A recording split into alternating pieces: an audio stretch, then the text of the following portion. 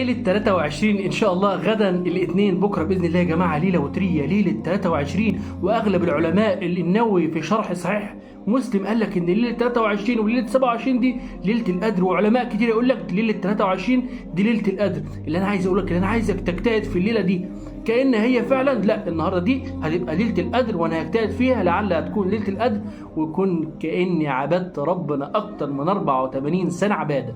تخيل صداقتك في اليوم دي، برك بوالديك، اي عمل صالح، صلاتك، قراءتك للقرآن، كل عمل صالح كأنك عملت اكتر من 84 سنة عبادة. فحبيب قلبي استغل الليلة دي في طاعة الله عز وجل، لأن النبي صلى الله عليه وسلم يقول إن في أيام دهركم لنفحات ألا فتعرضوا لها فلعل أحدكم تصيبه نفحة فلا يشقى بعدها أبدا. فكل واحد منا يا جماعة بكرة اوعى الليله دي تضيع منك. لو ليله 21 ضاعت منك اوعى ليله 23 تضيع منك، لعلها تكون ليله القدر. الله عز وجل يغفر لك ما تقدم من ذنبك ويعتق رقبتك من النار، وكانك عبدت ربنا اكتر من 84 سنه عباده. وكل ده اعمل بقى مشاركه للفيديو، لان النبي صلى الله عليه وسلم قال الدال على الخير كفاعله. واحد شاف الفيديو بسببك ممكن يجتهد هذه الليله يكون في ميزان حسناتك يوم القيامه. والسلام عليكم ورحمه الله وبركاته.